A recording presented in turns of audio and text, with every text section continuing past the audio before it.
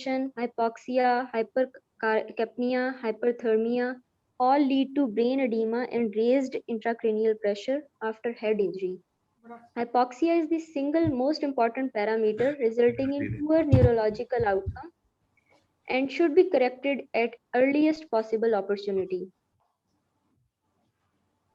Hypotension, mean arterial pressure less than 60 mm of Hg should be treated aggressively with fluids.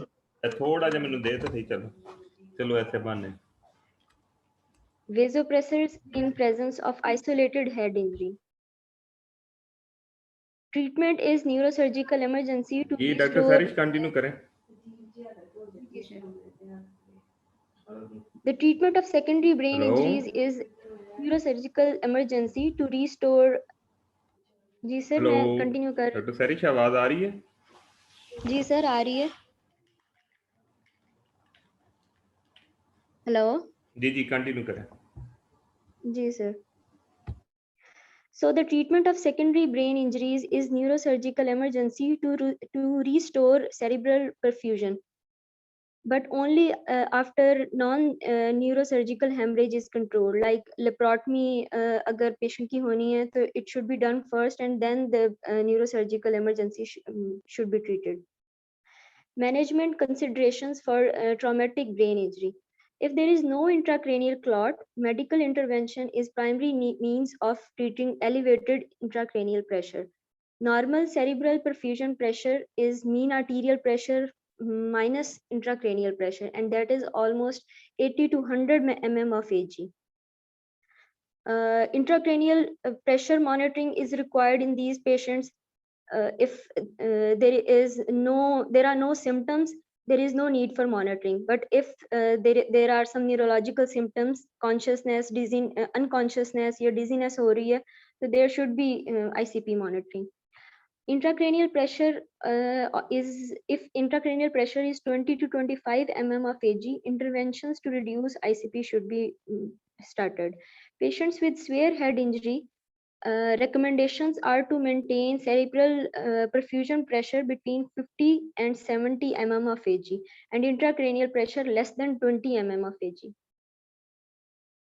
Cerebral blood flow is directly related to arterial carbon dioxide concentration, making hyperventilation an effective therapeutic intervention in cases with elevated intracranial pressure associated with traumatic brain injury. Then is osmotic diuretic therapy. Intravenous mannitol is given 0.25 to 1 gram per kg, and this draws extracellular fluid from brain tissue into the vascular system. This decreases brain edema and thus the intracranial pressure. Then is the barbiturate coma. It is an intervention to reduce cerebral metabolic rate, cerebral blood perfusion, and cerebral oxygen demand, reducing intracranial pressure and metabolic rate of ischemic cells. So the next is spinal cord injury. Cervical injury. In trauma patients, there is a high degree of suspicion of spinal cord injury, and it is associated with 10 to 15% of incidence of second spinal fracture. 85 to 90% of cervical spine abnormalities are detected on lateral radiograph of cervical spine to T1 vertebra. So in this radiograph, what we look for is structure and alignment of vertebral bodies, narrowing and widening of interspinous spaces and central canal, alignment along the anterior and posterior ligament line, appearance of spinal laminar line, posterior spinous process of C2 through C7. Most commonly involve T11 through L3 vertebra, with 40% of incidence of second fracture caudal to the first. Cervical spine injuries above cervical C3 are associated with apnea and death. High spinal injuries are accompanied by neurogenic shock due to loss of sympathetic tone. And if there is presence of profound bradycardia in 24 to 48 hours after thoracic spinal cord lesion, this represents T1 to T4 compromise, like cardio accelerator function is compromised. High risk population includes elderly patients, The spinal injuries from fall in elderly patients are much high than in youngsters with spinal cord injury from motor vehicle.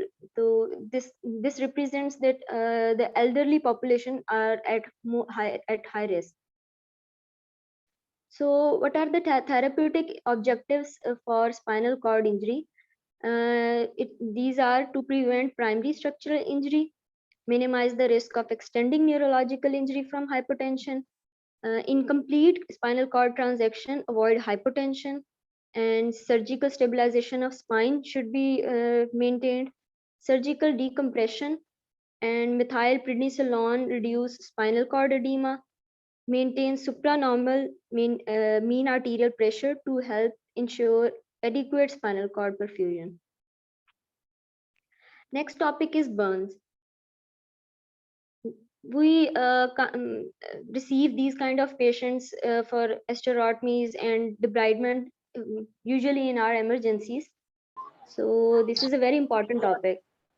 A burn is an skin or other organic tissue primarily caused by heat or due to radiation, electricity, friction, or contact with chemicals.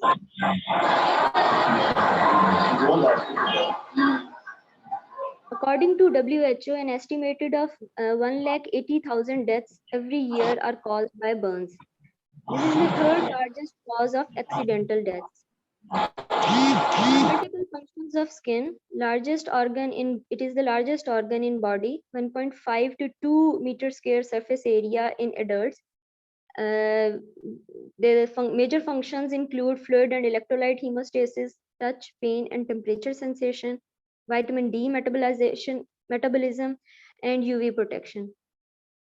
So how do we classify? We classify the burn according to its etiology, depth of burn, and severity. According to etiology, we categorize it like thermal burns, chemical burns, electrical, radiological, and cold burns.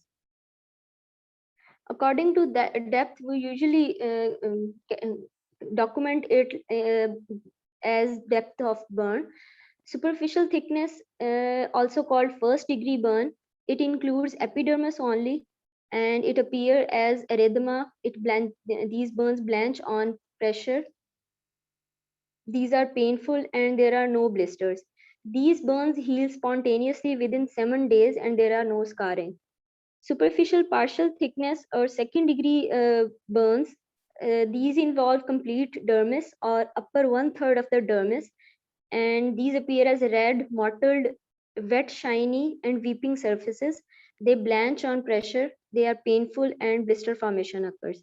And this also there is no scarring, and epithelium regenerates rapidly and wound heals within 10 to 14 days.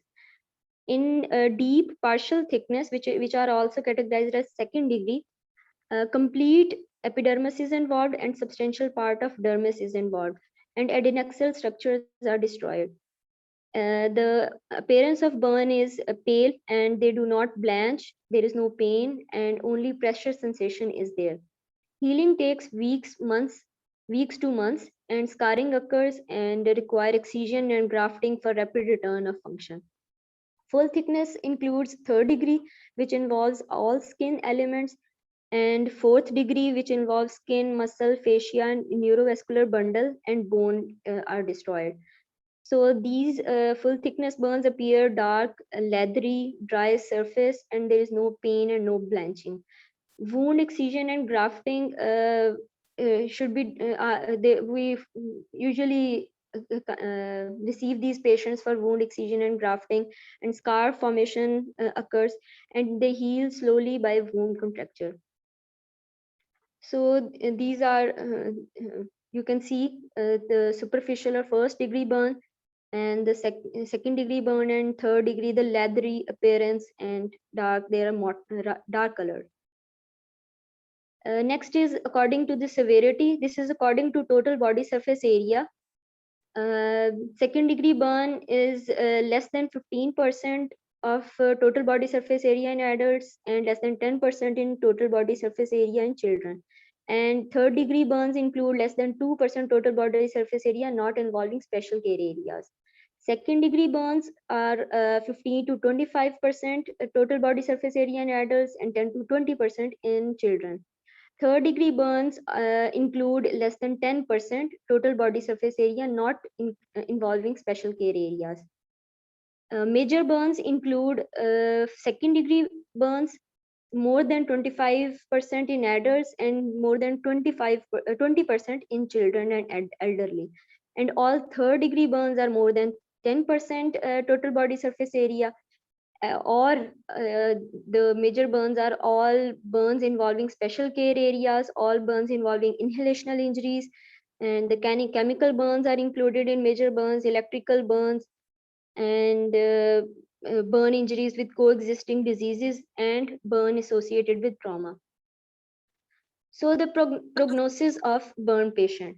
The survival of burn patient depends on patient's age, percentage of body surface area burned, inhalational injury, depth of burn, and associated medical condition.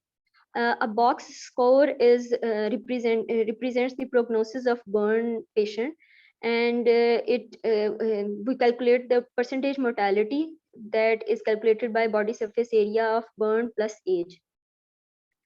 Pathophysiological changes include local and systemic inflammatory reactions. The local mediators include oxygen radicals, histamine, prostaglandins, bradykinin, nitric oxide, serotonin, and substance P, while systemic mediators include interleukin 1 and 6.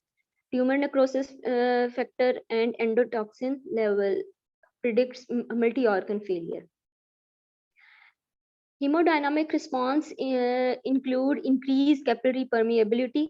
Fluid shift occurs from intravascular to interstitial and intracellular compartment, leading to edema. There is a condition we call burn shock. During the first 24 hours, release of catecholamine, vasopressin, and angiotensins, which causes peripheral and subclavian vasoconstriction and decreased cardiac contractility. This results in hypoperfusion of end organs, a phase known as burn shock. Excessive resuscitation at this stage lead to edema. After adequate fluid resuscitation, there will be a phase of increased cardiac output and marked reduction in SVR. So there are respiratory responses and metabolic and thermoregulatory responses. I'm not going deep into, this will take long.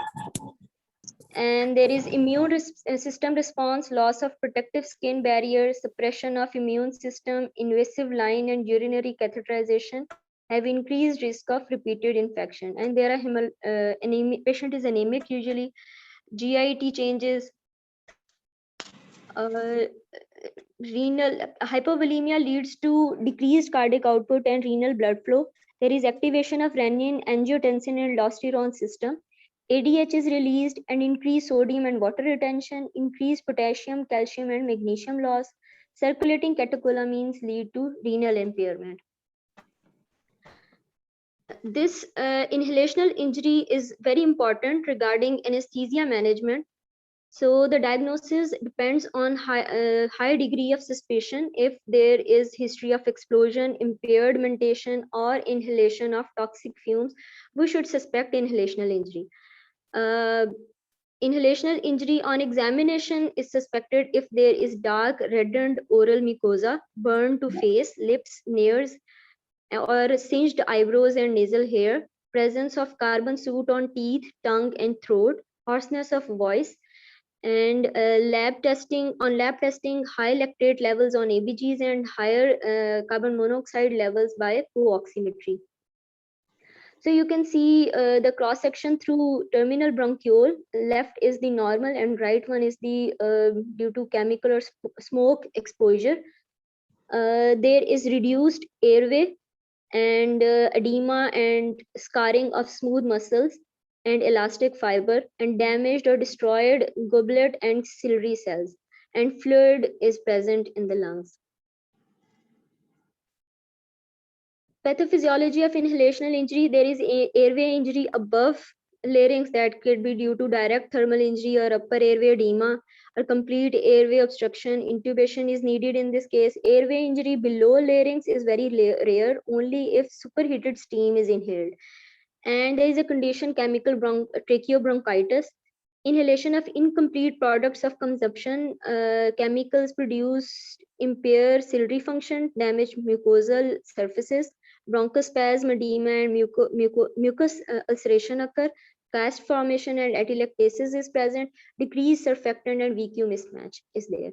Systemic intoxication, injuries, toxins enter circulation, metabolic acidosis occurs, severe systemic toxication, and carbon monoxide poisoning and cyanide poisoning occurs. So regarding the management is primarily supportive for inhalational injury, early tracheal intubation, ventilatory support, aggressive pulmonary toilet, bronchodilator therapy, and bronchoscopic lavage. ABC approach should be used. Early tracheal intubation in case of stridor, GCS less than 8, hypoxia, hypercapnia, full thickness neck burns, and deep facial burns, oropharyngeal edema. Deep head up position delays swelling. Inhalational induction and direct laryngoscopy and LMA should be used. Avoid fiber optic intubation technique in these kind of injuries, and avoid cutting of tube. Direct surgical approach to airway if upper airway is badly damaged. Mild smoke inhalation can be managed by high flow oxygen, humidified inspired gases, bronchodilator, and physiotherapy. So regarding the resuscitation of burn patient, the first aid you should have in mind the first aid things. Stop burning process, cool the wound, remove heat source and extinguish flame. Burn area should be rinsed with tepid water. Avoid ice, it causes vasoconstriction, tissue damage, and hypothermia. Cover patient with clean, warm, dry linen to avoid hypothermia. So regarding the resuscitation, there is a primary survey that is ABC, airway, breathing, circulation, disability, and exposure. And then is the secondary survey, which includes burn assessment, thorough examination, analgesia, and transfer. Estimation of burned area. How do we estimate? There is Wallace rule of 9 we use, and in this the head includes 9%, 4.5% anterior and 4.5 for the posterior side of the head. Torso is 18%, back is 18%, each arm is 9%, and each leg is 18%, and the perineum is 1%. How will we take? Ji sir.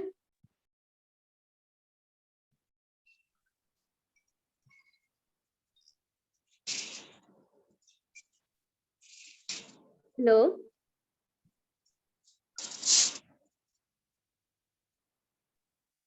Lund and Browder chart, and then is another estimation of burned area we use, and this is related to we can use this in any age group.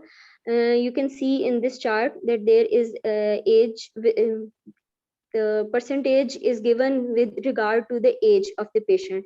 At 1 year of age, the front and back half is head is 8.5%, thigh is 3 1/4, and leg is 2.5%. While in adult, you can compare it.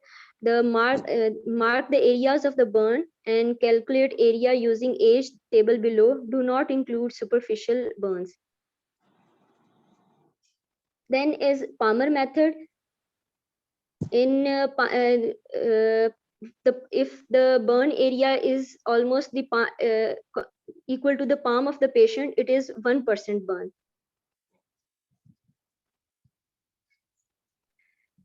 Regarding the resuscitation of the patient, fluid resuscitation of the patient, we have several formulas. The first one is Parkland formula. The fluid of choice is lactated ringer. Children less than 30 kg should receive 5% dextrose. Normal saline can produce hyperchloremic acidosis. For the first 24 hours, we calculate by Parkland formula, we calculate the fluid by 4 into percentage of burn into weight in kgs, and this gives fluid for 24 hours. First half of the volume is given in first 8 hours, and the remaining half of the total volume is given in the following 16 hours. For the next 24 hours, half of the first day, half of the total volume of the first day is given. Then is modified Brook formula. This is 2 ml into percentage burn into weight in kg, and this gives 24 hours, and rest is the same, like Parkland formula. Both formulas use urine output as reliable indicator of fluid resuscitation adequacy, targeting urine production in adult as 0.5 to 1 ml per kg per hour, in children less than 30 kg weight 1 ml per kg per hour, and in infants less than 1 year 1 to 2 ml per kg per hour as indicator of adequate circulating volume. Maintenance fluid is given according to 4 to 1 rule. This is a scenario how to calculate regarding how to calculate the resuscitation fluid. A male casualty has sustained second and third degree burns over 35% of his body. He weighs 180 pounds. So the total body surface area is 35%, and 180 pounds is equal to 81.8 kg, and by Parkland formula, if we calculate, it is 4 into 35 into 81.8 gives us 11, round about 11 and a half liters in 24 hours. So 11,452 ml divided by 2 gives us 5 liter, 5.726 ml, 5 liter, around about 6 liter in first 8 hours, and the rest of the half of the fluid is given in the following 16 hours.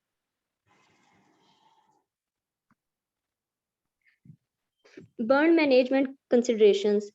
There is a term fluid creep used. This phenomena occurs when IV fluid therapy volumes are increased beyond intended calculations in response to hemodynamic changes related to issues other than circulating volume.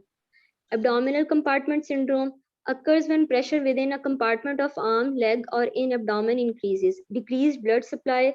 This occurs with third spacing and extravasation of fluid. Limb compartment syndrome is treated with escherotomy or fasciotomy. Abdominal compartment syndrome is treated with abdominal decompression. There are pulmonary complications. These all these complications, you can say, are those which are common in the patients coming to casualty or emergency to anesthesia, to an anesthesiologist for fasciotomies and wound debridements. So these complications are important. Pulmonary complications include increased risk of pneumonia, decreased tracheal ciliary activity, resuscitation induced pulmonary edema, reduced immunocompetence. Carbon monoxide poisoning. Carbon monoxide is a product of incomplete combustion of carbon-containing compounds, decrease in oxygen carrying capacity. It has 250 times more affinity for hemoglobin, resulting in histotoxic hypoxia. Leftward shift of oxyhemoglobin dissociation curve, decreased delivery to tissues. Binding with cytochrome A3 results in decrease in cellular respiration. Binding to myoglobin potentially causes myocardial and skeletal muscle dysfunction. There are flu-like symptoms, headache, nausea, and dizziness. Severity of symptoms depends on carboxyhemoglobin levels. If the levels are 10%, there are no symptoms. On 20%, dizziness, nausea, vomiting, and syncope occurs. At 30%, visual disturbance and fatigue occurs. 40% hallucination and ataxia. 50% seizures and coma, and at 60 and above, cardiopulmonary dysfunction and death occurs. The treatment for carbon monoxide poisoning is remove the patient from exposed area, supplemental oxygen, ventilatory support, monitoring of cardiac arrhythmia, oxygen therapy, 15 liter per minute of oxygen via non-breathing mask. Half-life of carboxyhemoglobin is 250 minutes at atmospheric pressure, 40 to 80 minutes while breathing 100% oxygen, and 22 minutes if a patient is in hyperbaric chamber at 2.5 atmospheric pressure. Hyperbaric oxygen reduces half-life of carboxyhemoglobin. It increases amount of oxygen dissolved in blood, induces cerebral vasoconstriction, and antagonizes oxidative injury. Cyanide poisoning. Hydrogen cyanide is released product during combustion of plastic and other polymers like silk, wool, cotton, and many other nitrogen-containing substances. It inhibits intracellular cytochrome oxidase activity, resulting in tissue asphyxia. Affected cells undergo anaerobic metabolism, causing lactic acidosis. Thiosulfate needs a hepatic metabolism to produce non-toxic thiocyanate, which is excreted in urine. Challenges in anesthetic management: compromised airway, pulmonary insufficiency, altered mental status, associated injuries, difficult vascular access, rapid blood loss, impaired tissue perfusion, positioning, edema, dysrhythmias, impaired temperature regulation, altered drug response, renal insufficiency, immunosuppression, and infection and sepsis. And for anesthetic management, as regarding pre-op evaluation, we should take the history, examination for age, total body surface area, airway assessment, face and neck examination, routine labs, ABGs and chest X-ray. Pre-op medications include analgesia, fluid and nutritional status. Adequate vascular access should be there. Consider invasive monitoring if IV line cannot be saved. Airway management, inhalational induction, awake fiber optic bronchoscopy, rapid sequence induction, and fluid and blood, anticipated rapid large blood loss. Parkland fluid should be calculated by Parkland formula or Brooks formula. Temperature regulation, give warm IV fluids. Effect of increased circulatory catecholamines and inhalational induction should be used. Avoid succinylcholine 24 hours post-burn to at least 1 to 2 years. Increased analgesic requirements are used in post-op care. Inhalational induction is preferred. Propofol and thiopenton is better avoided or use titrated doses. Ketamine is sole anesthetic agent, 1 to 2 milligram per kg. Muscle relaxants, succinylcholine can be used in first 24 hours to facilitate tracheal intubation. After burn, there is an increase in number of extrajunctional receptors which cause prolonged depolarization and marked release of potassium. This process of receptor proliferation takes several days to develop. Stimulation of these receptors mediate potentially lethal efflux of potassium.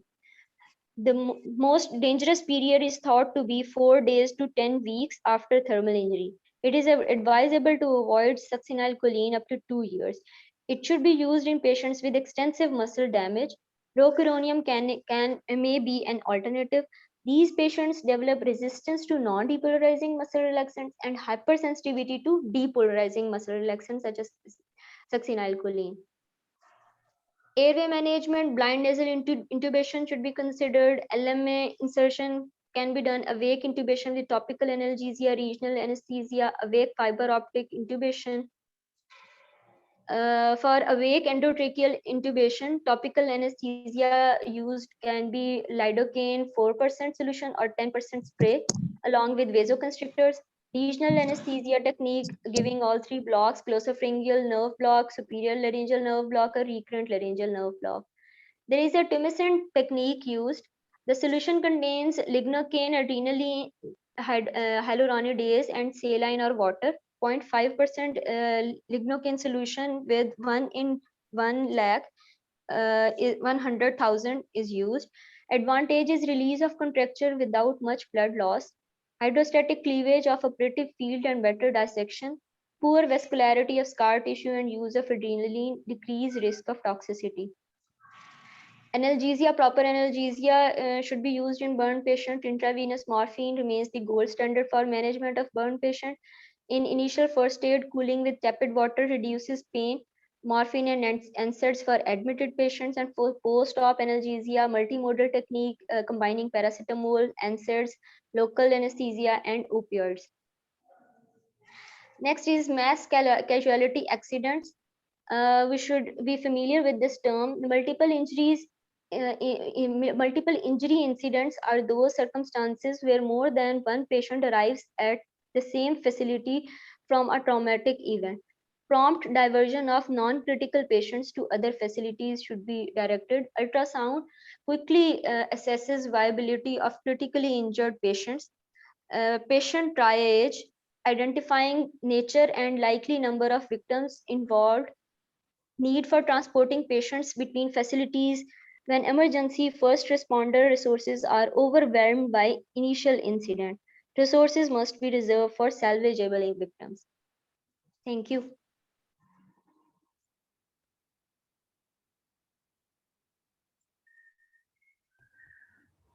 Thank you, Dr. Sarish. जी sir.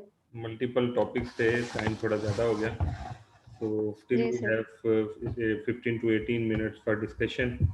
So any question, any comments, and some seniors are also with us, and we will request them to put their valuable experience regarding these topics. So Dr. Zishan Hashmi is also with us, and Dr. Atir हैं, and Dr. Salan Qureshi. जी, Dr. Zishan. Ji, Assalamu alaikum. Actually, unfortunately, I'm unable to join this program discussion before, but I'm always trying to help in whatever way. Yes. I joined this session even a little bit late, but a few things I would like to add or just ask Sahrish to just have highlight, because unfortunately in the presentation, sometimes because of the time shortage, we are unable to highlight these small points. Like, for example, just have a look at why there is resistance to non-depolarizing agents and sensitivity to depolarizing agents, because this will be asked in the exam. Okay, and if the concept is not fully clear, then they will not be able to pick it up. And this concept is actually for all other neuromuscular problems like myasthenia gravis or any other conditions like that. Okay, so that's just someone can highlight about that thing. And similarly, in these presentations, a little bit problem which other ordinary student can face is that if there are closed-ended sentences are written, someone can just distract from that. Like, for example, if I was not, I'm not wrong, then it was written ketamine is the sole agent.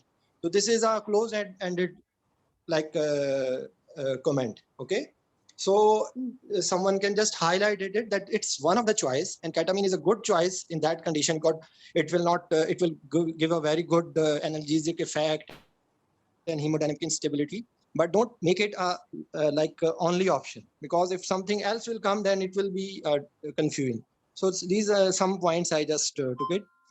And I will just use this opportunity to request all of you that the best way to learn is to create questions out of the topic and then find the answer. And actually that's what I try to do, but I'm unable to make it as regular and as like compact like Dr. Amir you are doing. So I can just add these things. Okay, so thank you. So like you can highlight these points that I have mentioned. Thank you, Thanks, Dr. sir. Vishan. It's a wonderful, and you come on this platform, and this joint venture definitely help our juniors to understand the subject of anesthesia and refresher for all of senior like us. So 2 points raised by Dr. Vishan. One is the resistance to muscle relaxant, and the other one is about that is actually comment that there should not be close-ended comments are only option. So anybody want to share their knowledge regarding the resistance of muscle relaxants in birth? Just raise your yes hand. Sir इसके अंदर जी जी yes sir doctor Imran बात कर रहा हूँ sir जी जी जी sir इसमें sir जो मतलब हम डीपोलराइजिंग और नॉन डीपोलराइजिंग दोनों के साथ हमारे कंसर्न हैं, लेकिन सर ने क्वेश्चन रेज किया कि नॉन डीपोलराइजिंग की रेजिस्टेंस क्यों ज्यादा होती है सर। तो इसमें सर ये है कि जो जंक्शनल रिसेप्टर्स होते हैं सर हमारे, उनकी अप रेगुलेशन हो जाती है, तो जिसकी वजह से हमें काफ़ी ज़्यादा मतलब 3 to 4 times 2 to 3 times higher जो है ना हमें वो देनी पड़ जाती हैं। तो आई थिंक, और दूसरा इनके अंदर जो है ना प्रोटीन बाइंडिंग भी सर बढ़ जाती है।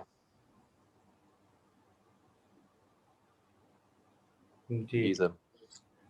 ठीक हो गया। किसी और का कोई पॉइंट हो, कोई क्वेश्चन हो, ऐड करते जाएं। जी sir non depolarizing muscle relaxants जो होते हैं वो कॉम्पिटिटिव होते हैं, एंटेगनिस्ट होते हैं।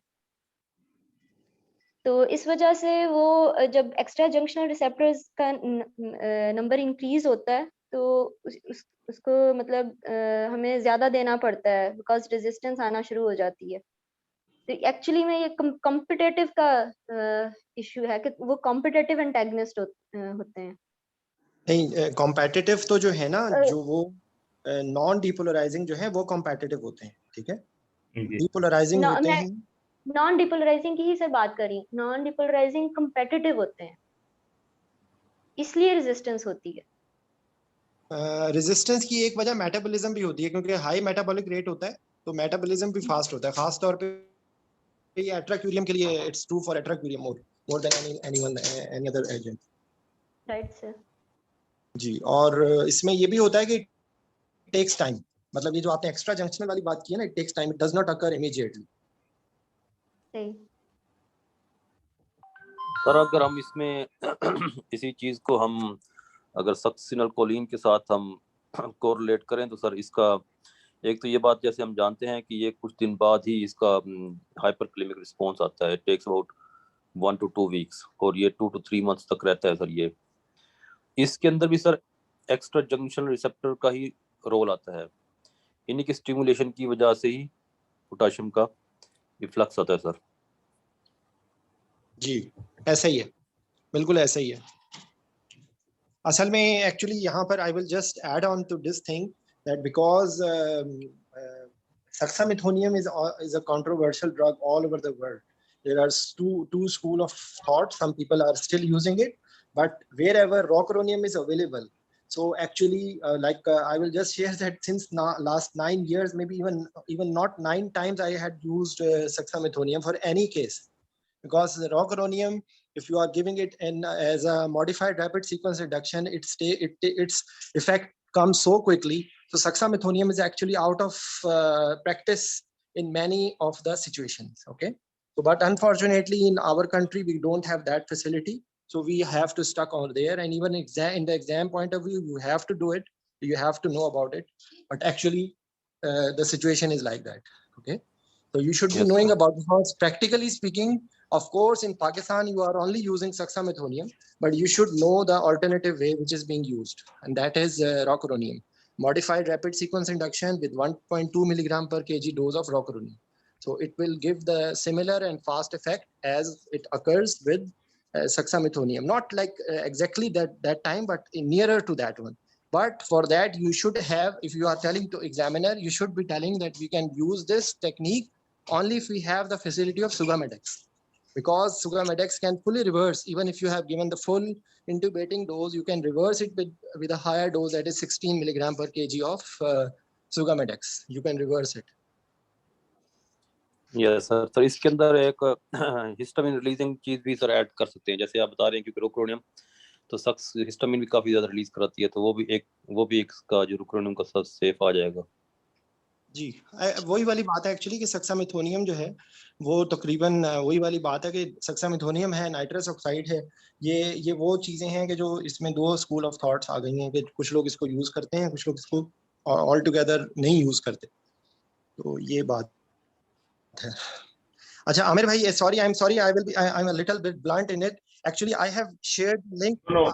I have shared the link to other groups where there will be multi-national people. Okay, so if we want to attract them as well, or we want to be companion, unfortunately, we will have to be a little bit formal. And I'm not sure how many people have joined it, but today actually, I just wanted to join you people, so I shared the link to all the groups which I have. So that's why we will have to do. And you know what will be the advantage? Because unfortunately, problem is that we have so much fear about our supervisor. and like supervisor is just like a Dracula in Pakistan.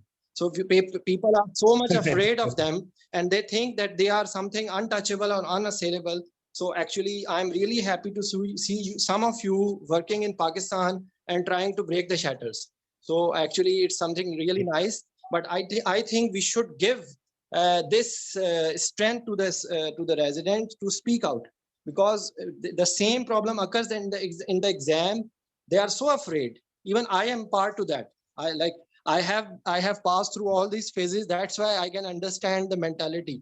The supervisor is just like such a horrible person in their life that they are afraid of them like that, anything. Okay. So I think this will, if we just try to make it formal a little bit more, what will be the advantage that you can share it to anyone, like other people who are not only from Pakistan. Okay. Yes, sir. Sir, there is a simple question I would like to ask, sir. Dr. Nishan, it's wonderful you have shared the link to other groups, and where many new faces are joined us in today's session. But we have a well-designed sort of this package of class, and if our residents try to follow our all phases of class, they will get the maximum benefit. We take the each topic for whole of month, and before the session that we used to link share regarding the submission of MCQ. For example, the today topic is traumatic brain injury, and we encourage our residents to make one or two MCQs and make a submission to link. Then that exactly make the sense which you are highlighting, that the active participation from resident side. Then after this one, the presentation from resident, one of the resident will present in the session, and afterward this sort of discussion which we are going through. And after this one, we will upload this discussion and lecture on YouTube, and the rest of the people, if they miss, they can get Yes, I have just seen it, and it's excellent. And actually, I have shared already to all the group, because almost 3,000 people are on board with me. Of course, I am unable to do it as regular in the way you are doing, but like you see, it's just like I can have a background music to what you are doing. Yes. Yes, And wonderful contribution regarding the teaching of. But I will add to it that whatever topic you are going to discuss, I will try to do the postmortem in the way which I do. Okay, so this will add on to the thing, because the problem is that unfortunately we try to bypass the thing. Okay, like I will just share today's one of the small question which was being asked in the MCQ exam today. Okay, and the question was that what will be the choice of block for big toe.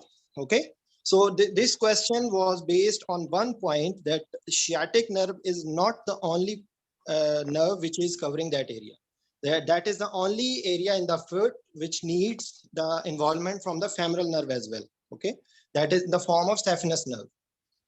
So they were confused because they had written a number of options, and then they have written ankle block.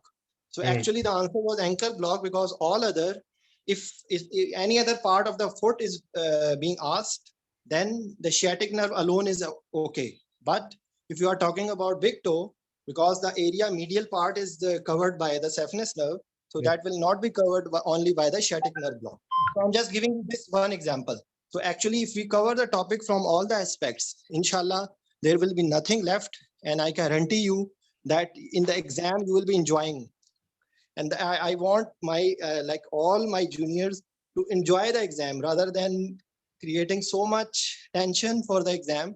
You should be confident that I have actually learned my senior colleague that you prepare the questions. You prepare the questions which can be asked from that topic. Then your life will be easy. Okay, that is what I wanted to say. Anyways, thought I will have to sign out. Actually, I have not done something. My family is waiting for me. Anyways, thank you. Thank you. And thank you, Dr. Nishan. Yes, sir. Sir, I have one question, sir.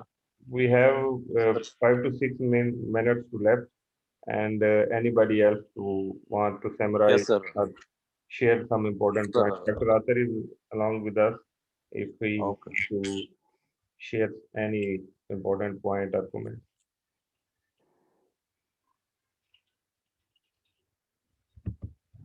And if anyone else have questions regarding today's topic, that is traumatic brain injury and the burn spinal cord injury, and these are the Yes, sir. I have questions, sir. That can we use the rule of nines in children? जी doctor Sairish इस पे क्या कहेंगे?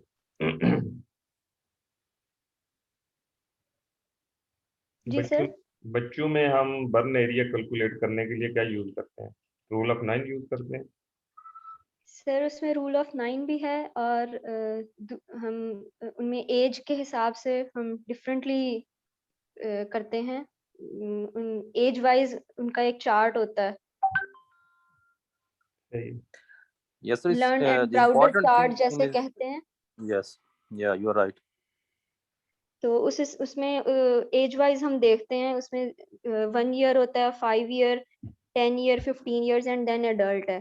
तो उसमें head, thigh, leg, उनका percentage area different है, उस हिसाब से हम टोटल कैलकुलेट करते हैं और फिर हम टोटल सरफेस बॉडी एरिया जो है वो बर्न कैलकुलेट करके फर्दर हम फिर उस हिसाब से चलते हैं। जी Yes, sir. She was right, sir. Lone Browder ये जो है ना वो करते हैं. So what is the most common cause of death in burn, sir? जी Any one of us, please. What is the This is most interactive actually. I'm asking questions so we can answer. It is not inhalation that हो I'm सकता है, testing anybody. Yeah, inhalation हो सकता है, inhalational. Yeah, inhalational. Most common कुछ cause. भी अचानक। Yeah, what can be the most common cause? Anyone most common cause of death in It is very, very simple. We don't need any, you know.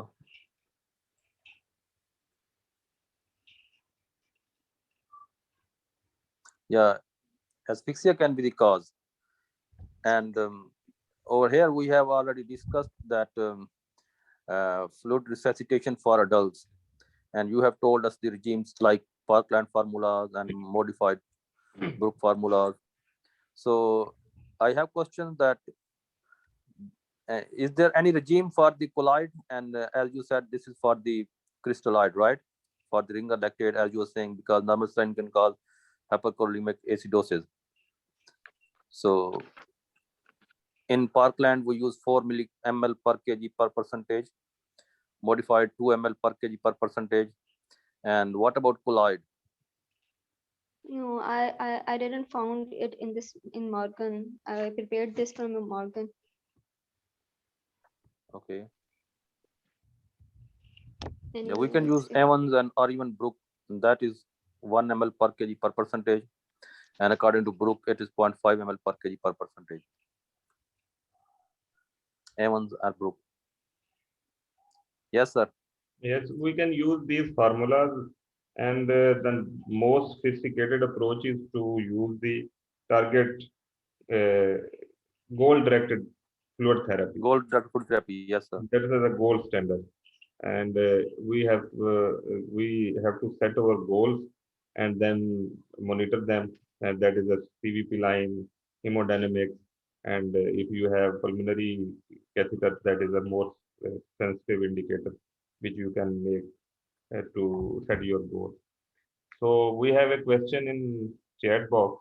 Could you please elaborate the role of dexmedetomidine for sedation in TBI as a neuroprotective? Yes, dexmedetomidine has a definite role, but we have to choose our agent according to the hemodynamics and goal of our sedation. If patient has stable hemodynamics, we can use dexmedetomidine for sedation. It gives both benefits. It have a very good sedation effect, and along with that, it gives a wonderful effect of analgesia. So we can use this. But in case where the hemodynamics is a problem, patient is hemodynamically unstable. In that situation, we prefer the ketamine as a good agent which gives hemodynamic stability. And propofol has a drawback that lacking in the analgesic effect. So according to the situation, we can cater the sedative agent, but dexmedetomidine have a double effect that not only give the neuroprotective effect, but also it gives analgesia. But on the other hand, when we are using ketamine raise the intracranial pressure. So you have to cater accordingly. Yes, sir. Sir, I would like to ask the last question, sir, if I have time. Sir, Yes. if patient is not intubated, what can be the options that we have for intubation for the burn patient? Okay. Anyone, please. And if we are looking for the short-term procedure or we are looking for the long-term intubation, so what can be the options that we can use for the intubation of the burn patient? We can The safest way, consider as you said, it was the LMA. awake intubation, right?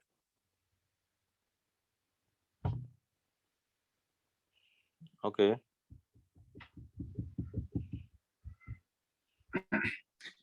Video laryngoscopy. Okay. Anything else? Okay. Yeah, as you said, that awake intubation can be the safest way to secure the airway. But if we have to keep it for long intubation, we can also consider for the nasotracheal route, because then we will have, for the inhalational, if we have inhalation patient, and if the burn patient, then we can keep oral hygiene. And even if we have to keep it for a long time, we can go for tracheostomy. So these can be the option: awake, as you mentioned, or nasotracheal or tracheostomy. But it's the Yes, sir. supraclotic devices like IGL or LME, it's not a preferred technique for clearing the air Yes, sir. burn patient. The difficulty is inflammation and the laryngeal edema that make its benefit on lesser side.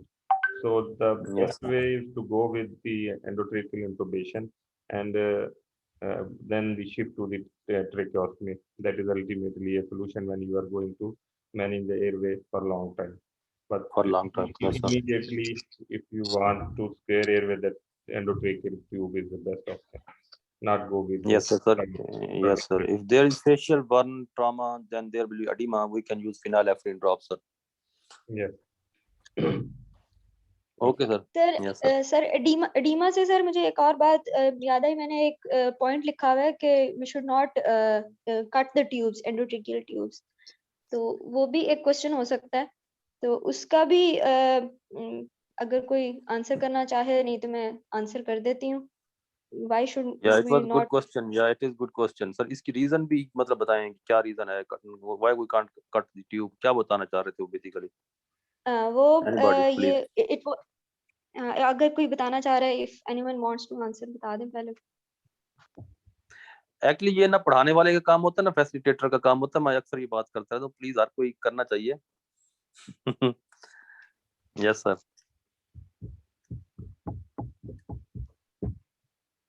चलिए मैं बता देती हूँ, 12:05 हो रहे हैं, मैं बता देती हूँ. इसमें एडीमा, सर ने अभी एडीमा की बात की है, तो वो एडीमा ही रीजन है कि with the passage of time oedema develop होता जाएगा, और and then if we are placing a tube proximally, मतलब if we cut the tube, so then if the edema develops further, it worsens, so the tube placement can be a difficult thing to tackle. तो उसमें जो positioning है ना, अगर oedema develop हो रहा है तो इसमें ये होता है कि आप इन्फ्लेट डिफ्लेट करें और उसको आगे पीछे करके उसको एडजस्टमेंट कर लें. अगर आपने कट कर दी तो फिर आप एडवांस नहीं कर सकेंगे. अगर उससे आगे एडीमा डेवलप हो गया तो उसको कैटर नहीं कर सकते. जी सर. ओके, इट्स 12:06 AM और मेरे ख्याल में अभी यहाँ पे एंड करते हैं. And the next topic, Imran क्या है नेक्स्ट वीक का टॉपिक?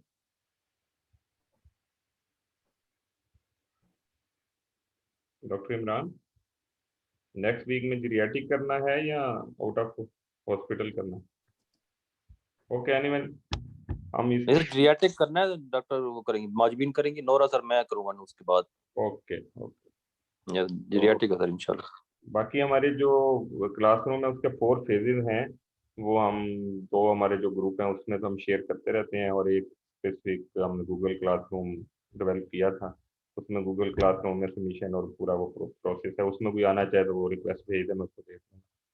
तो बेसिकली 4 फेजेज़ होते हैं हमारे हर वीक में, उसमें वेडनेसडे को क्लास करते हैं, तो अब नेक्स्ट वेडनेसडे से संडे और मंडे तक आपके पास टाइम है कि आप जीरियाट्रिक एनेस्थीसिया को पढ़ें। उसमें बुक्स हैं, अगर नहीं है आप बताएं, आपके साथ शेयर कर देंगे।